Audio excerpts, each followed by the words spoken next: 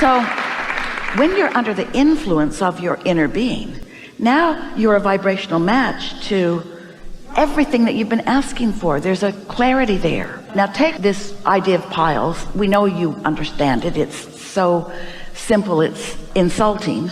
And then from the perspective of those two piles, daydream.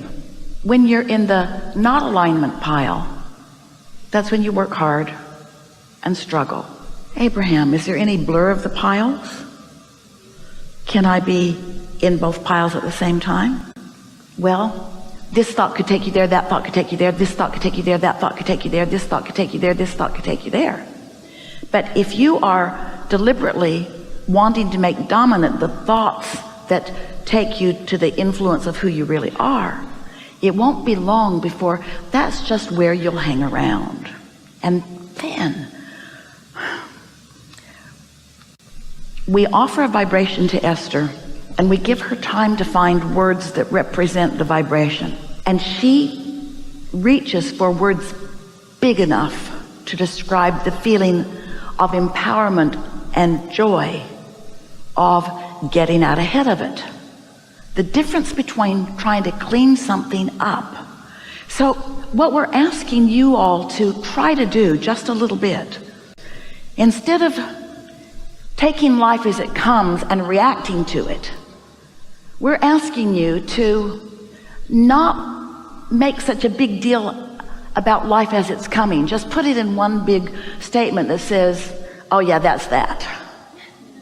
And instead, ask yourself to remember or reach for, to isolate and practice those feelings of elation. You've got some of them already, you remember them. Esther remembers the day Jerry and Esther met Elsie the cat. Elsie, it was a Louisiana cat, it was a little cat, it was in Lake Charles. Elsie was the obvious name.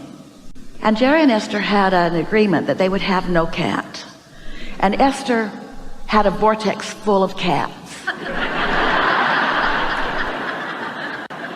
And so did Jerry, he just didn't know it. He had a vortex full of happiness, and he didn't relate cat with happiness. So they're at an RV park in Lake Charles, and Jerry is checking the air and the tires, and Elsie, formerly known as something else, was rubbing on Jerry's legs, and Esther could hear him talking to her, and he was saying, well, hello, little lady. And she was saying, I love you, I love you, I love you, I love you, I love you. And he was saying, I don't want you to love me. And she was saying, I can't help myself, you are so lovable. And Esther could hear it, and she thought to herself, there is something going on here that I want in on. So she watched Jerry, and Jerry went over to the office where the lady who had registered them was, and Esther followed him, sort of like the Pink Panther. Behind this tree, behind this tree, behind this tree, and listened outside the door. And she heard Jerry say, who does this little cat belong to? And the lady said, someone just dumped it off here. And Esther thought,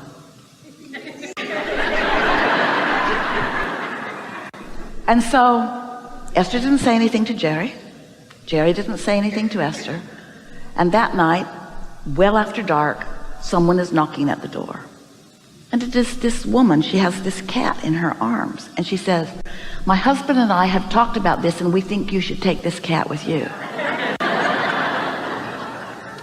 In their monster bus. But they were only one night away from home. And Esther said, I signed a prenuptial agreement. You have no idea what a long story this is. That it is so unlikely, but we'll talk about it. Thank you very much. And so in bed that night, Esther couldn't sleep because she so wanted the cat. And in bed that night, Jerry couldn't sleep because he so didn't want the cat. And Esther said, what do you think about this? If when we wake up in the morning, that cat's nowhere around, we'll just get in our bus and off we'll go, and that'll be the end of it. But if this little cat is waiting at our doorstep, then we'll take her with us. And Jerry said, all right. So they got up before dawn, had breakfast. Esther opened all of the window shades. She's looking out across, and in her mind she's saying, here, kitty, kitty, kitty, kitty, kitty, kitty,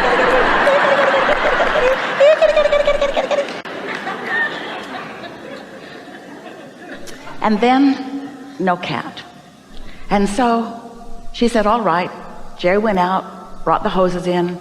Esther brought the rooms in. Everything was stowed. Esther sat in the seat, turned the big diesel engine over. It has to idle for 5 minutes before you drive it. And as soon as the engine started, way off in the distance, the little cat is jumping through the tall grass. You can see her head every now and again. She came right to the door of the motorhome. Jerry opened the door and said, well, little lady, I guess you're going to Texas. And in she came. Now, isn't that just a perfect story? Isn't that just a getting out there ahead of it story? Isn't that just something that could never be but did become story?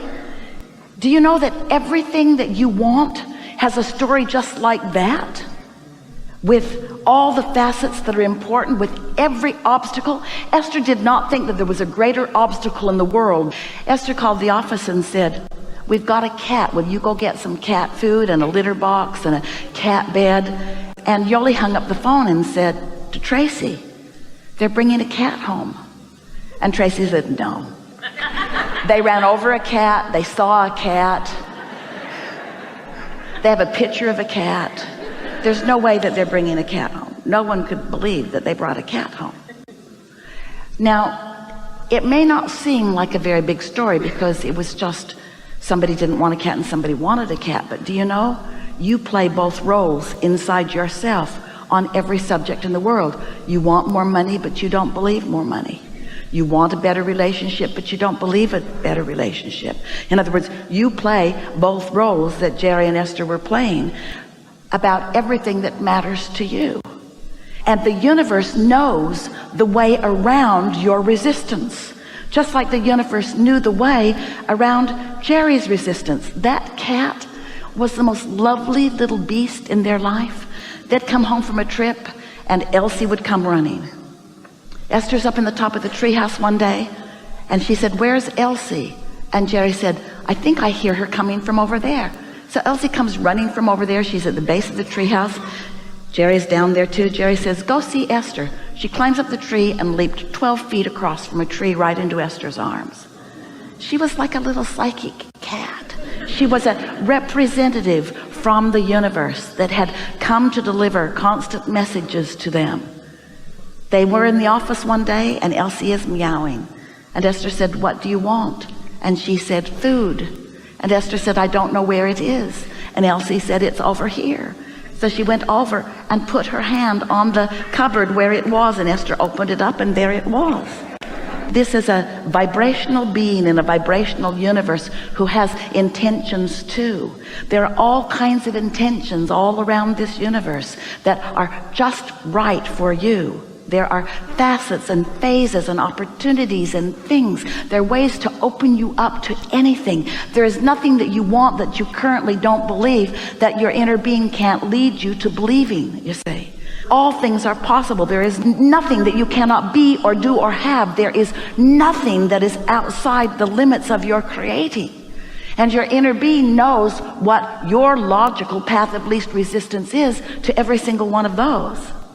And so, if you would just decide that you're going to make yourself as resistance-free as possible, which means struggle less, face problems less, try to solve problems less, daydream more, criticize less, praise more, laugh more.